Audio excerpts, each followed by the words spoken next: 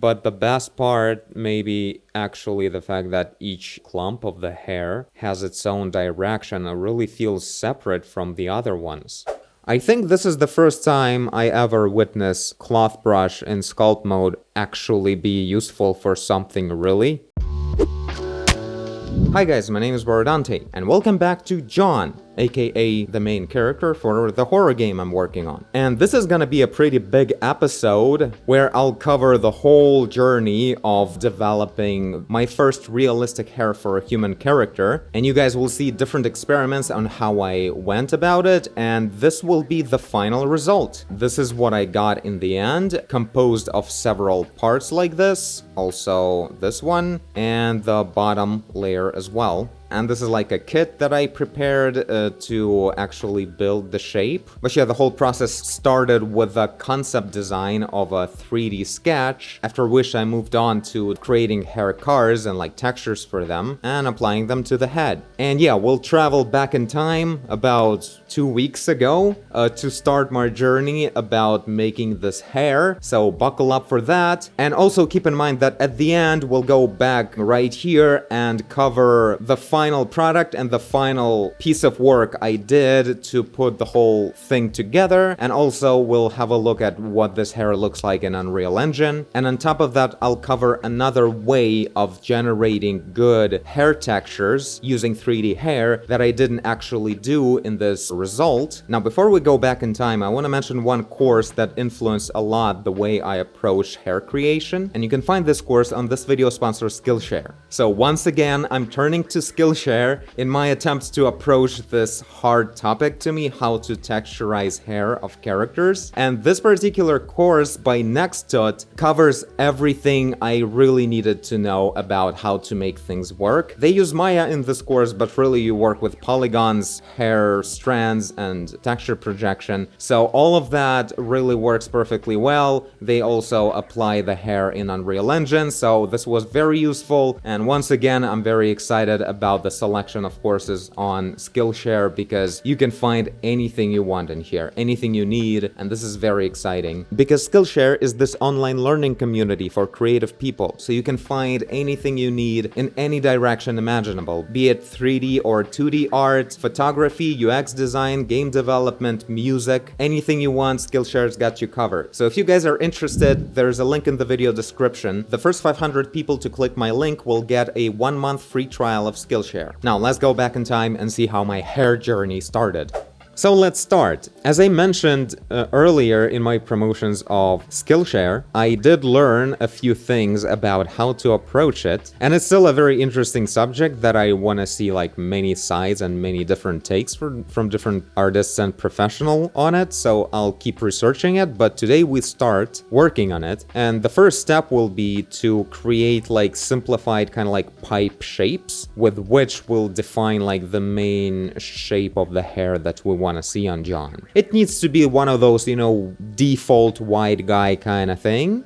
But maybe not quite, maybe with some character or something that gives away a little bit that his life is not exactly put together, you know, maybe a little bit like that he slept on that hair and all of that. So I really want to show some character in there, but not too much. I know this approach with character design being like very default and bland is criticized a lot in game creation, but I feel like specifically in horror game, it's important to make sure the character is not attracting too much attention so it doesn't alienate the player from the experience. So you would feel more like he's just the medium transferring the experience in the game to you. Kind of, while he will have his own story and everything. I really don't want to make him like super custom and special. It doesn't feel right to me. We'll see about that, like generally, but I feel like maybe just in the character itself, in the way he will act and react and speak, that's where it should show through, but not in just straight up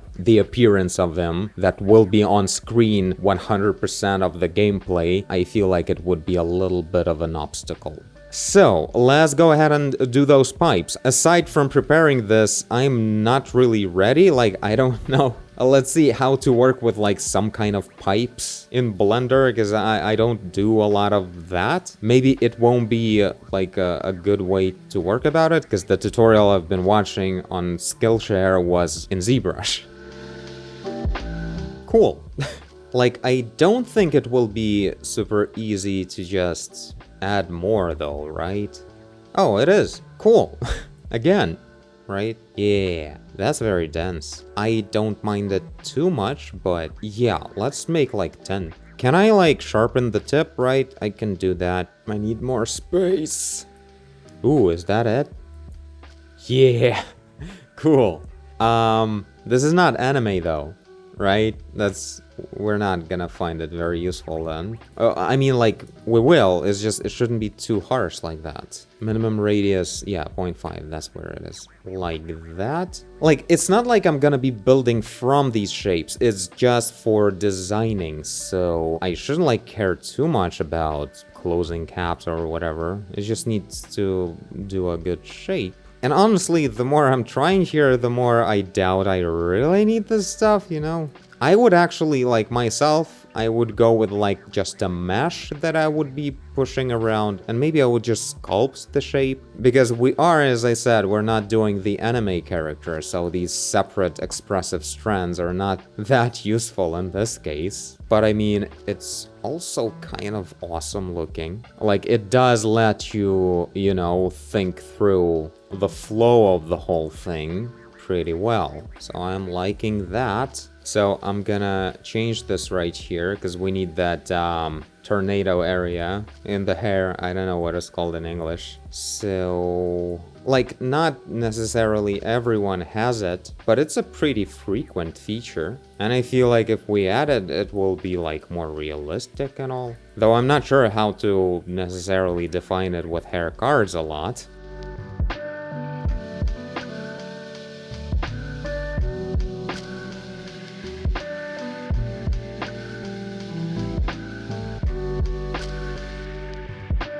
Oh, that's beautiful. Is this like the 70s or even earlier housewife look?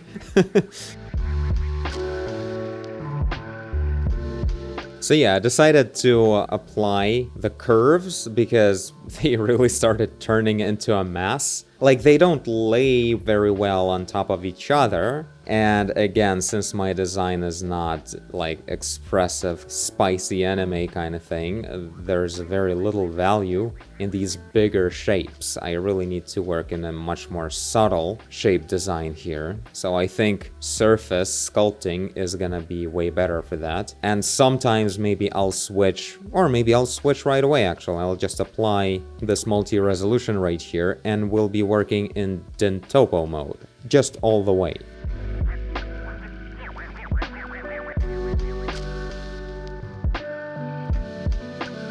So yeah, trying to push the hair to look a little bit less Harry Potter emo situation, which I always default to as I start working.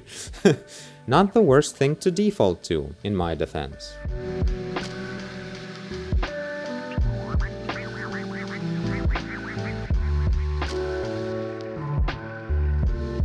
Well, that's one hell of a way to start this tornado thing.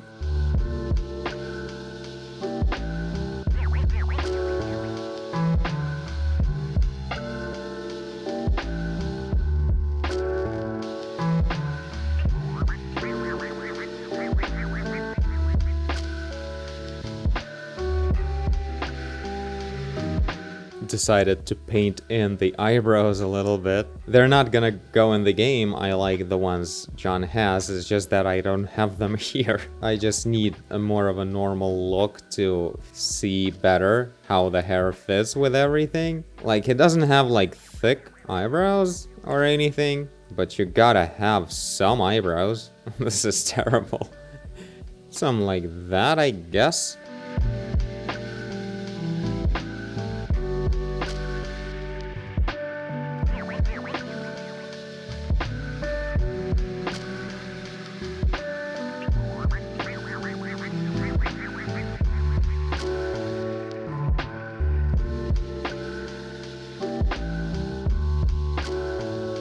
Alright, I think I've got the essence of what I want to see. So obviously at first I went for like this default haircut, tried different things with it, then highlighted a bit more of like realistic features that hair usually has, like the swirly and how exactly it develops, and like some combing over here, how it would go usually, and a little bit of the split in here. I also paid attention to this shape and made sure there's a little bit of the like thinning hairline situation where this area is a bit higher than it would ideally go like this. And yeah, after I was done with all these like realistic, interesting features that really feel like it's like real hair, then I started looking at like silhouettes. If I'm like looking at John at this angle, which is gonna happen a lot in the game, I wanna see some kind of like gesture like this in here, a little bit of the mess here, less of a mess here, and a little tiny something going on at this particular spot for this silhouette from the side. So that's generally what I want to see. In here, maybe a little bit too much of a bucket shape we have here with the hair from the front, but I don't want to like improve it too much. A little bit of that is good. It makes it more real instead of just a default guy. And from the back it's looking awesome. Honestly, like from the front it also looks great. Since we need a person that looks, you know, good but also comfortably not perfect. So a little bit of this weirder shape. You look at it, you're like, oh, that's the guy I can be open with about not having the best day today or something like that, you know? So this is important to not have this perfect anime shape of the hair or something. But yeah, this is gonna be good. I feel like this will work out pretty well. Maybe I should think a little bit more on the silhouette from like this angle as well. And like this angle, because when you're aiming in the game, you're gonna see a lot of that. But generally it's hard to tell what exactly it should mean. Like I would narrow down this part a little bit, honestly, because it's like just very wide. But yeah, thinning it out a little bit so it would have like a nice like light bulb silhouette in here. I kind of like that. Kind of very long and spiky thing going on here. It's not gonna be like that for sure. Unless there's suddenly some weird mullet going on all of a sudden, a very tiny one. Like, we're just not gonna have anything. What I wanted to show in here mostly, it's not like long growth, but like, there's certain patterns that happen on at the bottom here. Like, kind of like this situation here. In here, it would have like the hair growing like this a little bit with the like big spaces in between, but that's like really hard to show. It's like very short hair kind of pattern. It kind of looks cool if it's fortunate. It gives more life to the shape of the hair, like this thing or this good curvature if you do it right, and that stuff in here as well. So maybe some nice shapes like that. I can like sort of make a note about it. It's right here. It's like goes on the neck a little bit, you know? It can be a pretty cool thing. I feel like we shouldn't miss out on that because John's hairstyle is not that long, so we should see some of that pattern show up at the bottom, or it won't look very realistic if it's not gonna show up at all and it will be like a sharp, perfect end of the hair. Yeah, like that. So this is a good concept sketch thing. I'll continue the next day, but you guys keep watching. I hope I'll be able to apply myself well with the hair cards, because I've never done that before. Alright, welcome back. So I already played around a little bit here with this piece of hair. This is this new node-based type of hair in Blender that I never got to work with all that much, so it should be interesting. The way I did this was I created a plane like that, just a plane, and then I added this object in curves, there's fur, and it generates this kind of preset. It looked a lot simpler, but you can then sculpt it and, you know, grow it or whatever. And there's a whole bunch of modifiers in here, and all of them are geometry node based. When you click on each of them, you can see all the geometry nodes that went into making each of the parameters work. Like here's the hair curve noise. So we can add some of that and define like how low it starts. It's pretty cool stuff. So the work with all of this is pretty simple, but the main challenge here is to figure out what do I really want from a hair texture, you know, for the hair card. Especially, like, I feel like it heavily depends on the particular style I'm working with, so it's really something to research and pinpoint yourself, so to speak. And so right here I set up like an orthographic camera that's just pointing at this hair. So in the camera setting I chose orthographic, and then you choose just how much of the world it can see. And I'm thinking this way of rendering should work well, so I will be controlling like the contrast of this light. I want it to be a bit brighter from the top and a bit darker from the bottom, but like not too much. I'm gonna probably like tighten things up a little bit to just have the right texture right away. So I'm gonna go with like some kind of specific proportions, maybe 6 by 20, 3 by 10, something like that. So yeah, I really like the new hair system in Blender, just the way it's all flexible, a lot of features to it, plus you can do whatever you want with it on top with your own geometry nodes. But also I like the way it's visualized in the viewport. If we go into Cycles renderer settings, there's a viewport display for curves, and there's like strand, which is the default view, infinitely thin, or strip. And strip really shows all the features of the hair you need to know. So coming from there, we now have that rendered hair right here with transparency and everything. Not everything, actually. I could also, and I probably should, render like depth of it or something to have like normal mapping. Actually, not depth. You really want to render a normal map.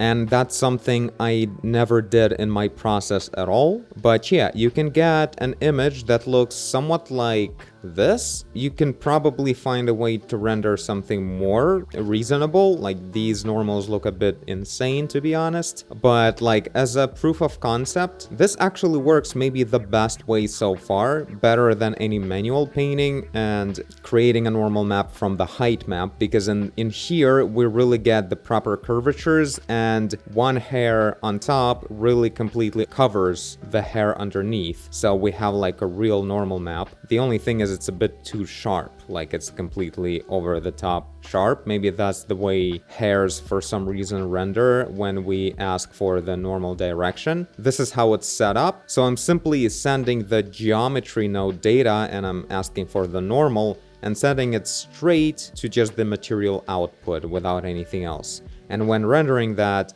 we'll just get this this kind of normals look. And they do work properly. They're facing the right direction, but it's just way too strong. Now, there's also tangent that looks honestly a lot closer to the nice colors of a normal map, but they do appear to be completely flat. And I almost feel like there's some reason in combining the two maps together, like, I don't know, mixing them. Like this, we have just this superly duperly sharp normal map, and like this, only the directions of hairs.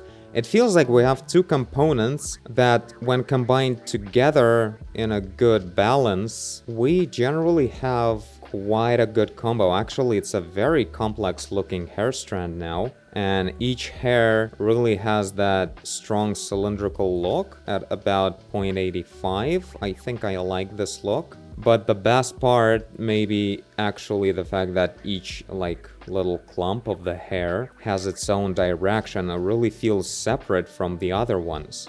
Anyway, back to the original process.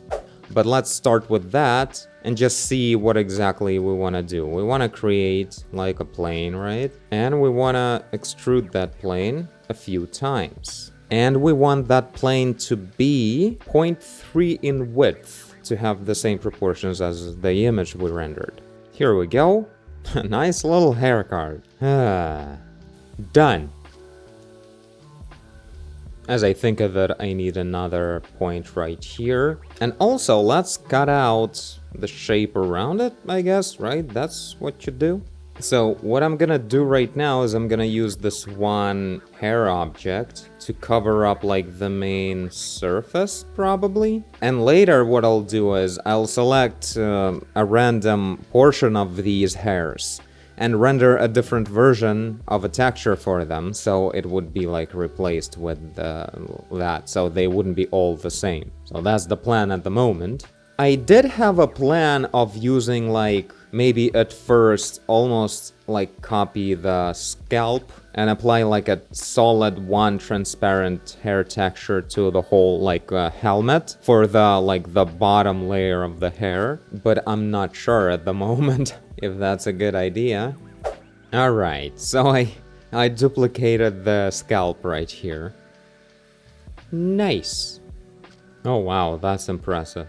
So I just paint the texture. So in this new hair engine, you define the hair growth map, not in vertex paint, like a vertex group, but in actual texture that you create. No matter where it's connected, you just need to be painting it and then set it to be used as a mask for the hair growth.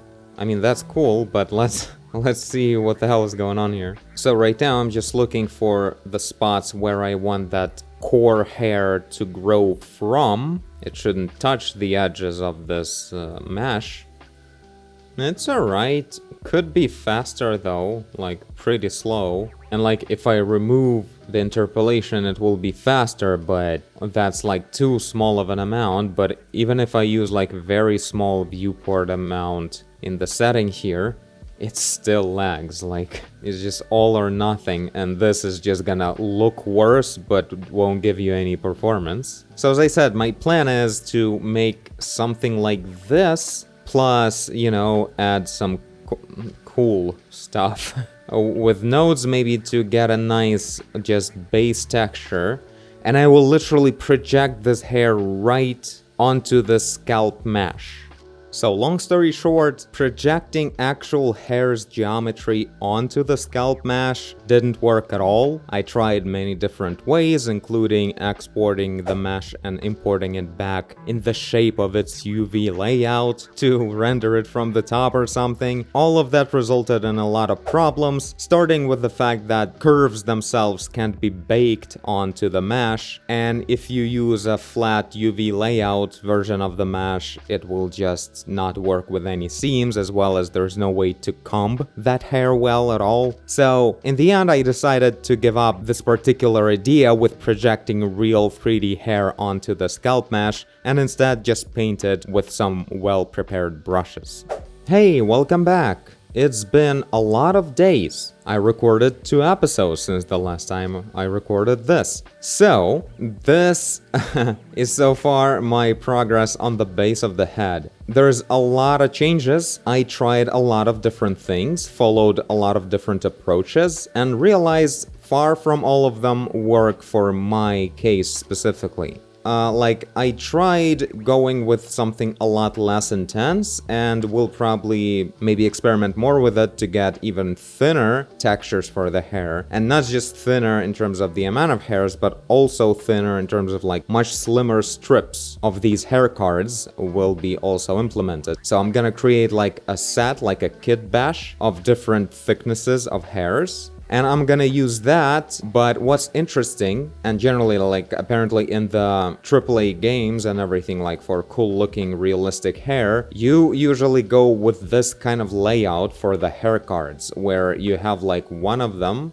that would look like this, the card itself, and right now there's no texture on it because I decided to get rid of it. And I will most likely actually give it a try at manually painting it, because honestly it seems like I'll just get quicker and better results that way. But yeah, the main thing about all of this is that when you apply a texture, you use like little crisscrossing kind of situation where really there's no angle where the hair would be completely facing like away, you know, or being completely flat. Like this actually gives you a pretty good result. And like you actually use this and like join it together and then like work with actually, you know, placing hairs somewhat this way. But like that approach is great, but many tutorials about hair anywhere you look, they are always about like really long hair.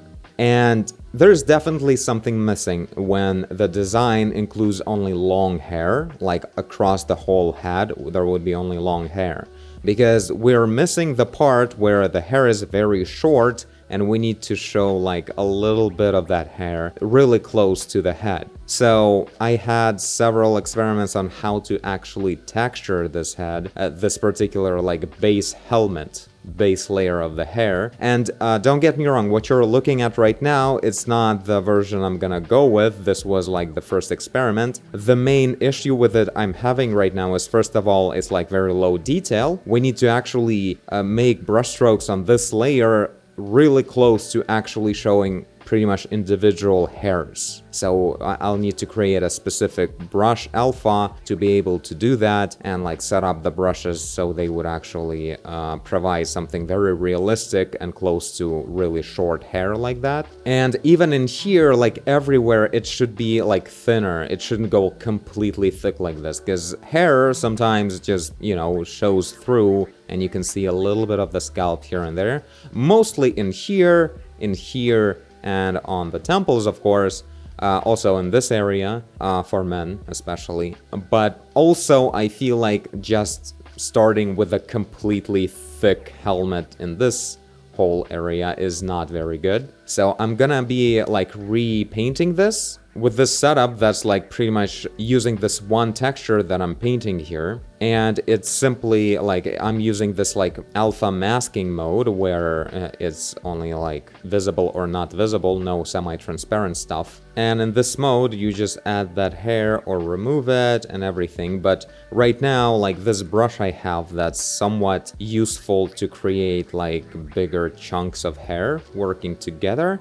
It's still like, it's clearly like a paintbrush really. It looks kind of cool, I like it, but we need something much thinner. And most importantly, you can see there's a lot of very precise shades of gray in here. But when I paint, for instance, you can see in here, in this area, there's a lot of transparency, like it's not showing up in here at all because it's less than 50% brightness. But if I'll make like this kind of line, it will show up, but also it exposes a bunch of these lines that were perpendicular to it. This is kind of like an artifact. It doesn't look like hair at all. So there will need to be like a cleaner approach where I'll be using like a very opaque brush. So I'll be painting with really like opaque white tiny lines that are actually gonna look closer to hair. So I won't have this kind of shadow play going on in here, you know, where I don't know what kind of artifact it'll show through each time, so that's like not the best to work with this. So yeah, that's the strategy for this base layer, and I think like this is the important addition. Its topology looks like this. I just mostly copied the polygons from the surface of the scalp of this metahuman, but then added some extra stuff in here so I can make sure there's always enough surface to paint on, you know, to have good area on the sides here and these sideburns or whatever. And yeah, it was interesting and still is because I'm not done here, but like pushing some of these polygons around to get, you know, some of that volume that would look somewhat interesting and also attached to the head closely enough. I also make sure that the polygons, like if I turn on the whole wireframe, you see it's really close to the way the topology on the head works, with very few exceptions, usually on the edge if it like ends earlier or something like that, or like in here a little connection is different. But I think with animation, like when the neck bends, like all the rows of polygons are the same, except for like sometimes they're just a bit shorter. I think it should not cause problems, especially considering I don't go too much into this area. So yeah, that's my plan here, pretty much using the approach of like hair cards, but the hair cards should be done in this like proper cool way where they have this crossing kind of look. And I'll do a bunch of work on preparing good kit of these different hair strands to work with, so I could start just assembling the hairstyle.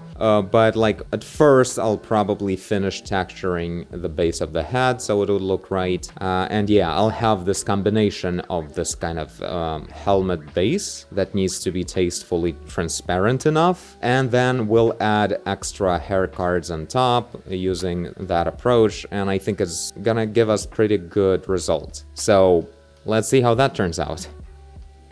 Yeah, this is one thing I really hate about it, because I'm using the same texture for like height, and it goes completely flat white color really fast if I go very strong. So maybe it's not the best way to do it then. I'm actually like pissed off by a bunch of things right now in terms of the limited tools in Blender. Right now, for instance, like this pressure size control, right? So I can use pressure to change the size of the brush, and when the brush is smaller, it makes a little bit more sense. The problem is like it only goes to complete 0 if I press lightly. That is very, not rarely useful, but right now I'd rather have like 50 to 100 range instead of 0 to 100. And it's like in Blender it's just a button. So it's either this or completely from point to point like this. It's like too intense. Like, I don't need my hairs to become super thin and point at a 1 literal pixel at the end and at the beginning, but I also don't want my hairs to be perfectly parallel every time. And there is no option in between, so maybe I should just throw the head with the hair base into Substance Painter right now. Jesus Christ, the normal's at 100%. Again. What a beautiful man. There we go, minimum size. Good. Industry standards.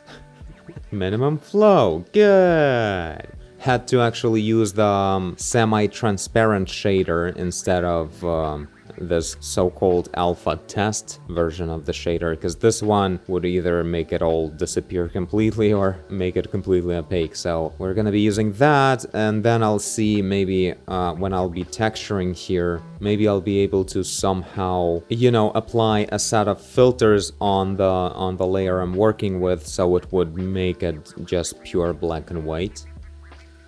There we go, we have a bunch of presets in here for hair and everything. Ooh, nice. Very thin. Maybe that's good. Okay, that's looking hyper realistic right now, but I'm pretty sure I want to go with actual like sharp transparency without all of this. Yeah, this stuff. So this one will be 0.51 and this one will be 0.49. And that's pretty much the simulation of the same mode. Yeah, with all the same problems on it. And this way, without any transparency on the brush stroke, it will look just fine.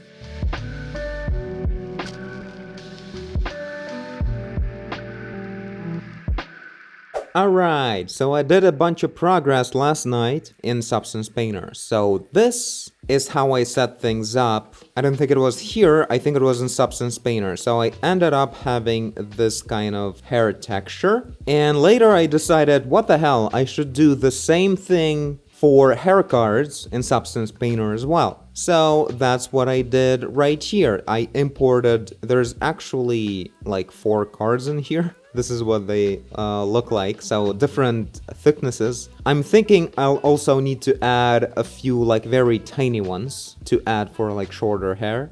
Generally all of this is work in progress. So far I'm just looking what these would look like. They actually don't turn out to be like the perfect quality, and that's because like if we zoom in real close, we can see like some of them turn out to be very nice and smooth, but some of them have a little bit of these like steps. But actually hairs kind of have that, so I think it's okay. Like this happened because the brush I would use for like when it's like a bigger scale hair, like this one for instance, and I would like scale up the brush, and you see there's easily visible steps like this, but the problem is the spacing is at 1, and 1 is just minimum, unlike Photoshop where you can make it 0.1 for instance. And here 1 is minimum, so if you have a brush that you need to make big, so 1% step is kind of a big step, and inside of it you sort of have like, well, technically a hairbrush is like a brush that has a bunch of tiny brushes inside of it. So this way you get like big step with very small brushes, so it turns into this like very noticeable step. If it would be actually the size of the brush of this whole circle, then it would definitely be like a super high quality steps for this brush. But since we use like very tiny ones inside, it exposes this artifact. But again, this is not a problem because we have kind of realistic looking hairs with little scales on them. If anything, they'll make like the highlights a little bit more complex. And really, like, this is all 4K. There's a good chance I'll scale it down for the actual in-game result. I'm not sure, we'll see about that, but yeah, maybe. Kind of hard to paint on these. I can't see where the polygons end, and just now I realized I could just like copy this color. Is this the whole color? Yeah, this is the hex color code, and we put it right here so I can like paint on these white polygons, and in the end I would just turn on this bottom layer and it would hide the bottom layer. Initially, like, I don't have the color here, and I use the setup where at the bottom it's only like a base color. Like, I define the actual hair color at this bottom layer that's supposed to be completely invisible. So I define that there's 0 opacity and this color. It's important to not have weird halos on the edges of polygons. Like, if I will turn on this color but turn off this color, you see this kind of stuff will happen where it blends from the transparency as well as from the white color onto the brown. So you need that brown color at the bottom as well, and really we don't need the color in the hair layer itself where we paint the alpha. And from alpha I painted in like separate layers and everything, the same thing I did on the scalp layer of it, the base layer of the hair. But yeah, I paint in a bunch of paint effects right here in the mask. And after these paint effects, I add this anchor point, and it's used higher with this layer. But after this anchor point, I also apply a very strong 0.039 like squeeze of levels. If I'll ever be able to drag anything out of there, I think I'm only selecting the middle point. It's like impossible to drag it out now. Like, they're all here in one point anyway, like from here and from here, almost to the very bottom. So pretty much a very transparent brush stroke will immediately become fully opaque. That's what I do. Like, if I remove it, everything becomes a lot more transparent, but we want to use that opacity masking, so we need like only like black and white values. That's why I squeeze it in like this to control it better. So later when it's used as a mask, I know I'll get pretty much the same result. But we don't need that for the normal map, for the height map. That's why we use anchor point before we use these levels. And then this anchor point is used for this level that's defining this height that pushes the hairs out, like extrudes them a little bit. And that we use like in the mask. Here we have a fill effect on the mask, and it's using this anchor point that we defined right here at the bottom as its source. So the mask is perfectly copied from over here before the levels are applied. So I'm painting this single mask, and it's applied both to the opacity with the levels effect and without the levels effect for the actual height map or future normal map. But yeah, just now I realized that I do benefit a lot from using this mode, where I could just paint hairs on white polygons and later just turn off the whiteness. The biggest challenge is to define a good balance between like the control over the thickness or opacity of the brush stroke and like the better quality of it. So maybe again, like everything becomes like goes through an insane stress test when we work with a giant brush stroke that has a bunch of tiny brushes inside of it. It exposes a lot of issues. So when I'm making a brush stroke, it breaks the line all kinds of ways, like it's terrible. So I can't really do a lot of this action, which would be very useful if you think about it. And there's no such thing as like, you know, pressure smoothing. There's only like actual just brushstroke smoothing. There's like this ease in out thing, but it just distorts the curve a little bit of the pressure, but it doesn't help with its quality. It doesn't smooth the speed of the change. Like if I would be able to smooth it out, so it would just gradually increase and decrease the size, even if I press quickly, that would improve the quality, but this doesn't help at all. So anyway, yeah, I'm experimenting with this, like, I think very small amount of, like, change in the size can work out decently. Sometimes. But yeah, again, you're still risking, like, messing up your brushstroke a lot like this. So it's like, only if you would use, like, a much smaller size of the brush, maybe it would work. It kinda does, but then it's like very thin, so like not a lot of freedom in terms of how to work with this. So many of these, like in this upper level, this is all painted with a singular hair brush. So that's like mostly what I'm actually doing. Because really, I found the biggest challenge is to make sure you don't do too much hairs per layer. Like at first I went way too thick on this bottom layer where like it became completely opaque again, and then I had to like fix it because it was just looking completely wrong. So yeah, I think right now this is a very useful texture. It will make sure nothing looks like actively like a bald spot somewhere suddenly. Like if I hide this, some of these areas, like that's not looking good at all. But with this thing underneath, like nothing will ever look like that. It's pretty useful, I think. I hope it will work well. I really like the texture I made at the bottom here with this cool pattern. Some of this area, like this tornado part of the hair, maybe it's best to improve it a little bit in the future. Everything is still in layers and everything. I can still update it as many times as I need to from substance into these textures. So yeah, I think we're good to go.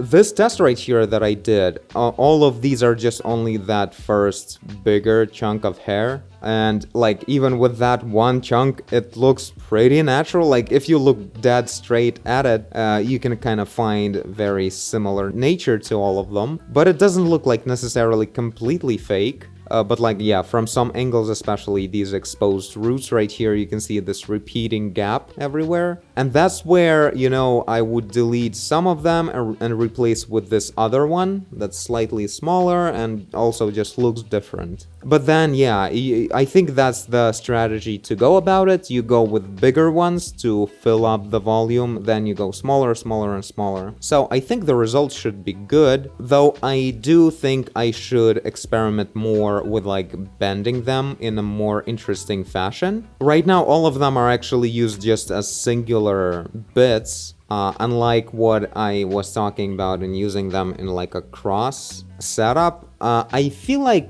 it may actually make sense to use like one at a time because I have this short hair and I just feel like it would be a bit overkill to go with crossing kind of textures for every single bit I fill up. It feels like the area is small enough and these things all work together anyway, so it makes sense to just do it manually without, you know, automatically use already combined several textures. But yeah, like overall I like how it's turning out to be. The only thing is I'm not super duper following the actual initial 3D sketch design here. I need to really pay attention to this a lot more. And I feel like when I'll start doing something like this, that's where those crossed textures would work a lot better, so we'll see about that. But first, I'll finish the set of my kit right here, and then I'll put everything together. And by the way, for the bottom area here, I remembered and actually found some of the examples. You can actually use particles with hair cards to spread around these tiny cards, like 2 triangle kind of cards for small bits of hairs that should fill up this like short hair area. And it will look perfect. It will be easy to position it. You can introduce some chaos to it, like random angles and everything. It will look just right and it's easy to do. That's exactly what I need to do. So that's gonna be great. But that's, yeah, for the future. Right now I'm doing this longer hair. Oh yeah, one last thing I forgot to mention. I did use a cloth brush in sculpting to bend the hair around a little bit. It's actually very useful because the main benefit of like cloth brush is the fact that you can bend something while keeping the length of the object. You don't stretch anything, you actually bend things around, and like folds and all this physical reaction appears because it's trying to keep its actual length while following your brush stroke. So that's exactly what we need to have with hair cards.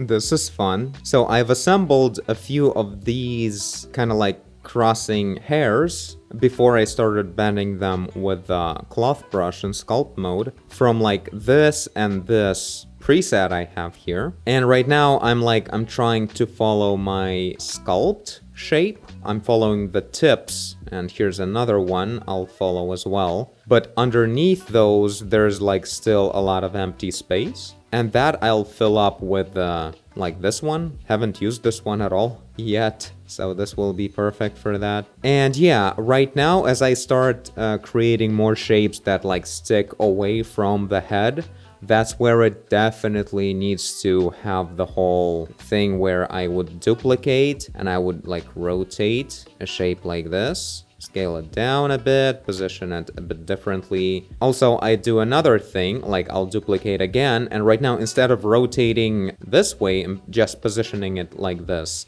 What I'll do is I will mirror by X local. And after you do this, you also should check the face orientation and flip that normal, because that's what comes with flipping polygons like this. Their normals also get flipped. But what I did right now is I mirrored the texture, so my right side won't look like this one, it will be a different one. Just a little extra chaos to add. And yeah, like this, like don't do too strong of an angle difference in here, because that's not gonna look good. But something like this will make sure you never see just a flat piece of hair. Another thing I also do here sometimes is I would add this simple deform modifier, and if you set up your angles correctly on objects, if they're vertical like this, then if you just switch to bend, it immediately bends exactly the way it's convenient. And that's like the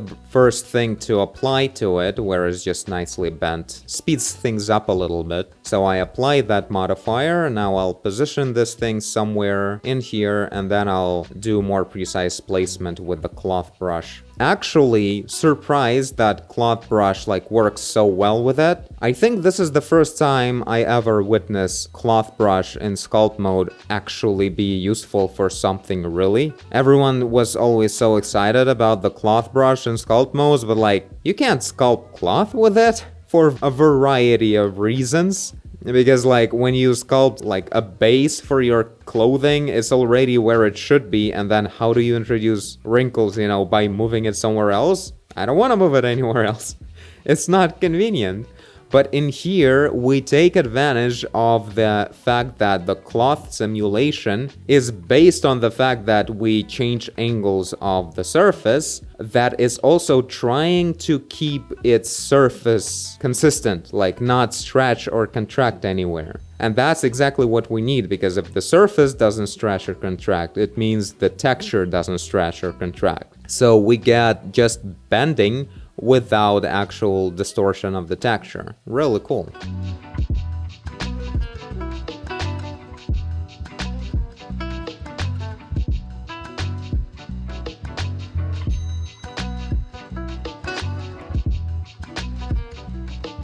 Alright, so it's been some time. This is going pretty fun. So far he looks a bit too much like he had like a serious designer work with like hair products on his hairstyle here for a while. That's because I have this nice like rounded curviness on these shapes I have here. They all have like this angle which is shaded smooth, so it introduces this nice rounded shading. Honestly, not complaining at all. I think it's looking pretty good. It's just important to, make sure they don't fall apart into like separate layers the way it happens in here a little bit. So I'm gonna need to just play around with it, position it carefully. Very pleasant, very meditative, and most importantly, the result is, I think, is looking pretty good. So all good process, all good fun to work on this. Pretty cool. Yeah, I'll continue working here. We'll add a little bit more in here, but then I feel like I'll need to introduce a few of like shorter strands, or maybe I can just squish these ones actually. I'll see how that works. Squish or even cut off, just use the bottom half of it, but we'll see if I won't regret not having actual like more of a natural starting points like this. I kind of group them into little like clumps like this, so they start a bit naturally there, which I think really plays a big role in them blending in nicely right here with the base layer of the hair. But yeah, really cool. Excited about the fact that the whole thing is actually working out very nicely. I hope it won't be too heavy to run in real time. If anything, we can probably go back to it later and optimize. I'll probably have quite a few of those hair strands here that are like completely obstructed by something on the surface, or at the very least there's a whole bunch of polygons that are just inside of the head right now or something. So all of that would be a great practice to, clean up in the end, to optimize it a bit. But overall, yeah, I'll finish a little bit with the long hairs, and then I'll add a bit of a shorter ones to continue here, because these very long ones, they're only working for the top of the head. In here we need to go a bit shorter according to the concept. The hair starting here is a lot shorter. And then I'll also experiment with using like a particle system to add some of those hair cards, like super tiny hair cards with very rare hairs. So they would not look obvious. They need to be like a lot more rare than these. Maybe kind of like this kind of look or something like that. Just a few hairs per card, and yeah, adding them here will add that nice silhouette breakup that would make things look very realistic, hopefully. So yeah, that's what I'll keep doing. I'll turn off all the lights and keep working on my own, so see you soon. And welcome back to the future. This is how our hair looked after that final stage of work. I did add this back area of the hair using a particle system, and it worked out very well. I did end up having to manipulate the orientation of these cards right here, comparing to their origins, but all of that worked nicely in real time. But yeah, it worked pretty well and pretty much did most of the work for me. This is the actual live particle system right now, and you can see I was using here in rotation, I was using this normal orientation, randomizing it a little bit, so you can really set things up. You can make things a lot more messy or a lot more calmed and precise. So I went with a little bit of that chaos like this. Some of that alignment got me this nice vertical orientation of all the hairs, which was like 90% of the work. Then I selected the particles right here and I made it into real instances. And then I was just working with them as separate hair cards, using a lot of the sculpting mode to orient them according to the direction of hairs at this hair base layer. And yeah, by the way, this is where actual hair cards end, and this is just one plate of hairs. I really did not see a reason to add more of it. It's still like sticking out and showing a little bit of that fuzz like this. But yeah, overall on the temples and everywhere, I think it looks very good. Like, it's very believable, if you ask me, like, with a certain level of precision. Of course, the hairs are a little bit bigger, a little bit thicker than they would be on like a real human. But I think this is a good stylization for the in-game graphics. This is something I want to see. I think this kind of stylization is just about what I need. One thing I was thinking about on top of this, like for instance, this top part that has these really cool expressive hairs, like the main area. If we subdivide it once, we get really to that like almost cutscene level of detail. It's looking very good. Like in many cases, like these hair strands become like really nice looking and everything starts working together just beautifully. So maybe, first of all, for the cutscenes, I may use like a subdivided version of this top hair. Honestly, I don't see a reason to use it, the subdivision on the bottom area, for instance, although it also improves somehow. But generally, like this one could be subdivided, or I could also go in and just select certain strands that are like the most expressive and like the most like on the surface, that really bend a lot, and really go ahead and just subdivide these particular ones. Just shouldn't forget to use actual smoothing to have proper subdivision. But yeah, a more careful strategy with that would be great. Maybe another way to do it really would be just to add some extra loops right here, and also controlling some smoothness, although this one is not always very good. But generally for the in-game hair, I think is just perfect. And speaking of which, let's have a look at what it looks like in the actual game. Here I have Unreal Engine running this whole time. This is John quickly imported as one single mesh like this. Surprisingly, everything worked immediately. I absolutely love that GLB format. So good. So yeah, this is what the whole model looks like. Very nice. Loving the cargo pants. All of this I'm seeing for the first time in the game. Some weird stuff going on here, but all of this needs to be textured in Substance anyway. And yeah, the face is actually from LOD, the other LOD, the more distant LOD, and there's no eyebrows, so it's not looking the best in terms of the face. But yeah, the hair looks pretty good. Lumen is doing a little bit more like effort to shade every single hair card. I'm not sure if I'll be able to maybe somehow manipulate that so it would not bother to do that. But really, this only happens like this kind of more precise sampling. First of all, it's not looking completely terrible. I don't like the fuzzy movement that's going on. But like at even remotely usable distance in the actual gameplay, this is already gone and it's rendering more like a solid hair like this. And yeah, overall, it's rendering very nicely. The quality of hairs looks great. I was worried that I'll have a lot of problems with, you know, the opacity masking or maybe with other stuff. And there were some challenges and I want to mention it. I'll cover it here, and also we'll need to talk about it in Blender as well. But right here, if we go into the shader and we look at the alpha texture, if I go further away, you can see it all looks great and consistent. He just has normal hair. Well, that's not a thing that happens by default.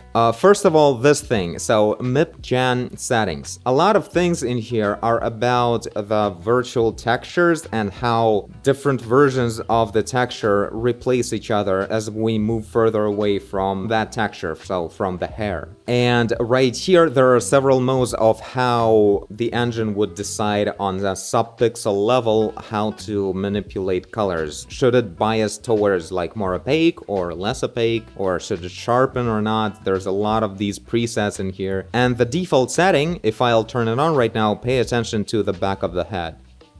You can see certain boldness showing up from at the bottom of the head in there. Transparency starts disappearing, or opacity is being eaten away at the distance into more of a transparent look. And that's like this sub-pixel decision that happens and then like multiplied by all the hairs and all the textures, and they're like all disappearing. So that's not good. And this Sharpen 10 really solved this final bit of the issue, but it wasn't all of it. Oh yeah, I think it's actually in the settings of the shader. If we go right here and we type in opacity in the settings of the shader node, we have this one, dither opacity mask. So this pretty much makes the whole sampling of opacity temporal. That's why we have this slide-like noise going on in here. But I found it a very good trade-off in order to have like a very precise and soft-looking hair on the main character. I think this is a good idea to do it.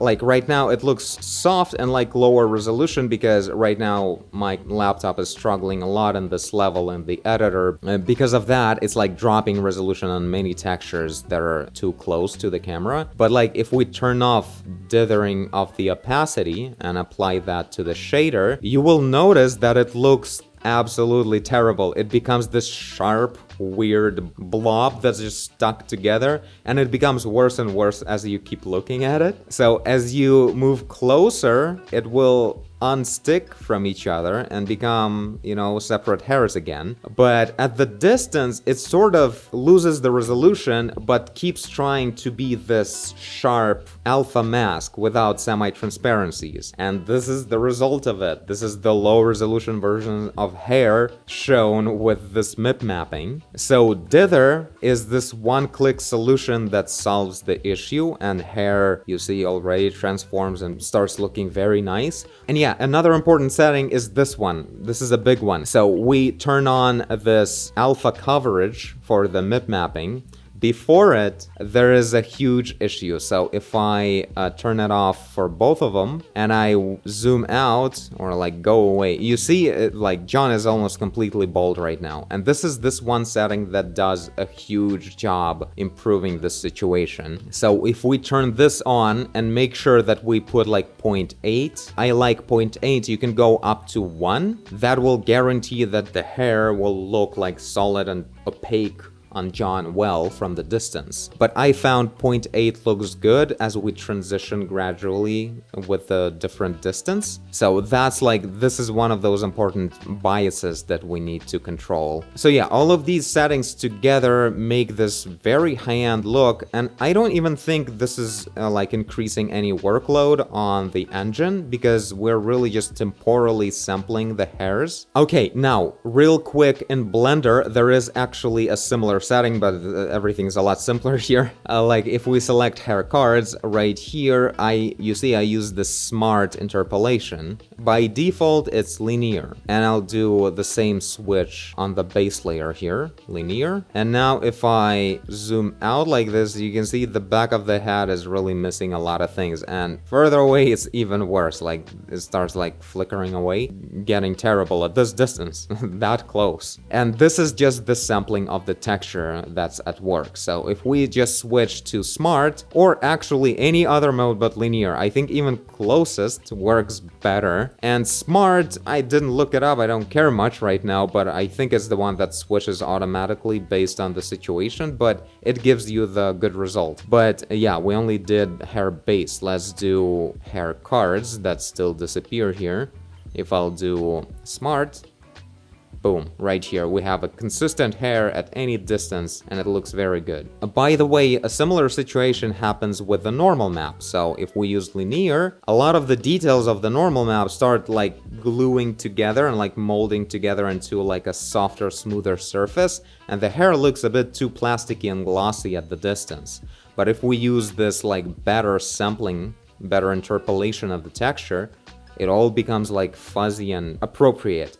It's in a way, a normal map at a bigger distance turns into like a bigger scale roughness map. So this way you don't have to compensate with roughness at the distance, and the hair will look consistently properly shiny. So that's pretty much the settings I used. And yeah, I really enjoyed the results. So these are the hair cards I used. This is the density that I liked.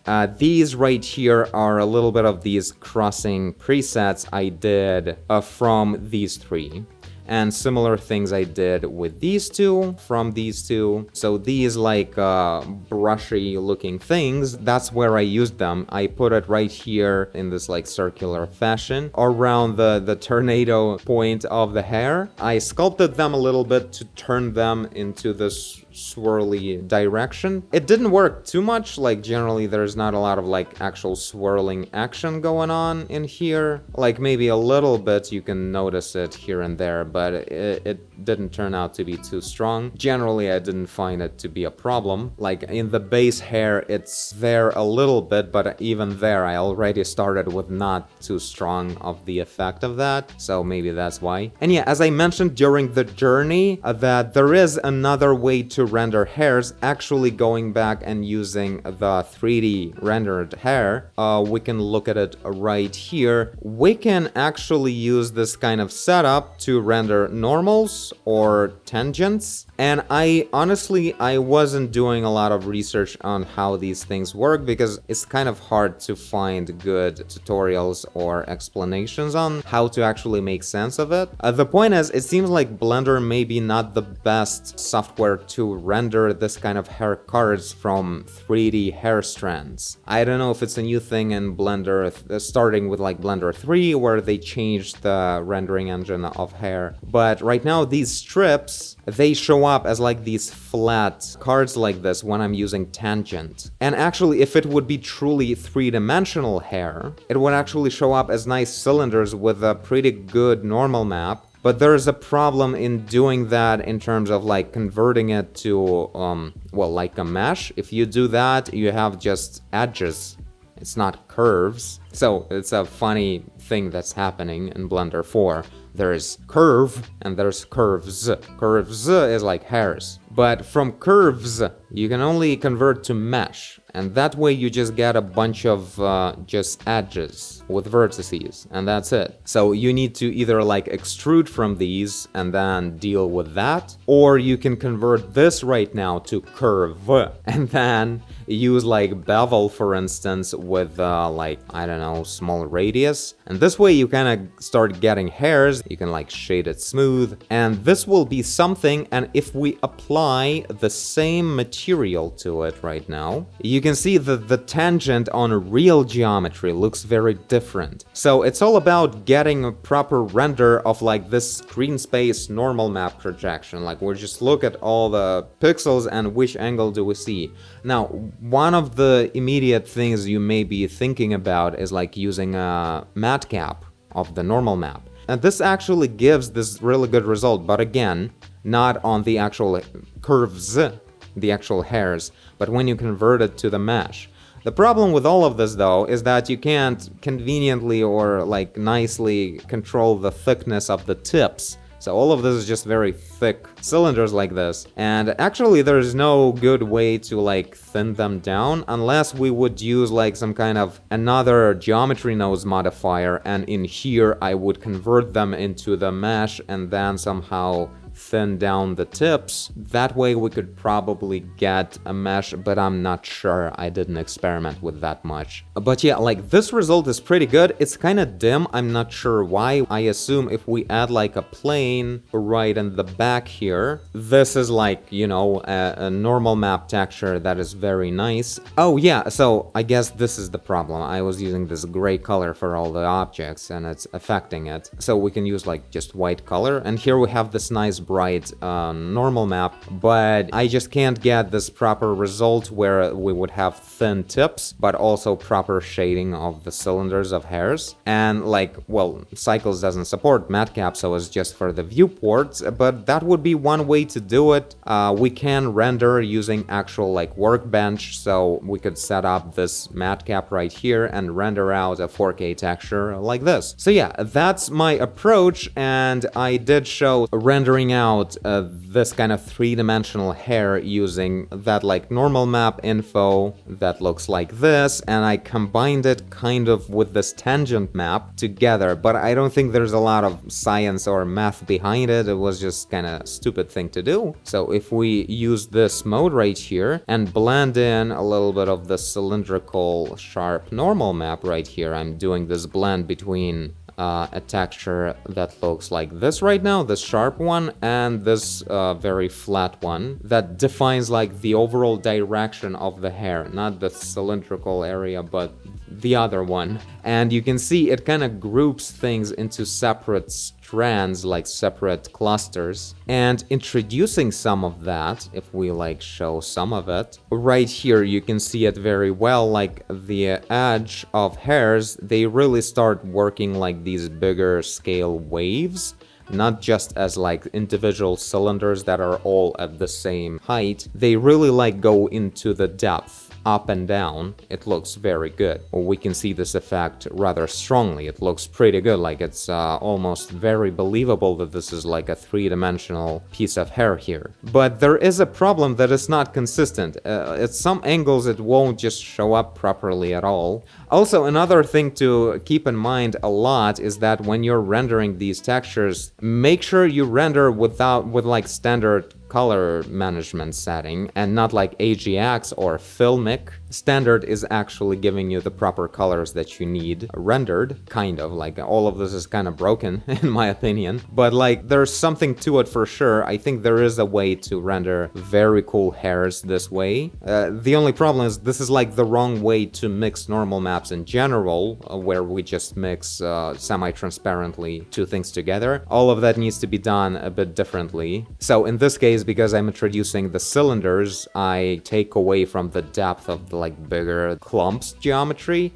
But yeah, this is just my 5 cents on this subject on how to render things in Blender. I did see a way to render it very well in Arnold renderer in Maya in that tutorial on Skillshare that I mentioned in the beginning of the video. But yeah, I don't own Maya, I don't have Arnold at the moment, although I do have experience of working with Arnold. I'm sure that would be a great way to do it, but I think there is definitely a potential to get this working really well. Honestly, like this alone already looks pretty good to me. Like it's an improvement from the simple hair that I drew manually with just a brush. So maybe I will do that eventually if I'll find it necessary. So far, I find this hair looking very good. Let me know what you guys think. I hope this was a helpful input on how to make hair. This was a huge and awesome journey to me. I really liked the result and the process was a lot of fun. So yeah, looking forward to the future work on John, and I think next we'll start animating him. Of course, we need to texturize the whole character in Substance, adding more realistic textures of dirt, the cloth textures on the jacket and everything. It's pretty soft right now. But I think we should take a little break on that and do some animation work. But for now, this is it. Thank you guys for watching, and I'll see you all in the next video. Bye!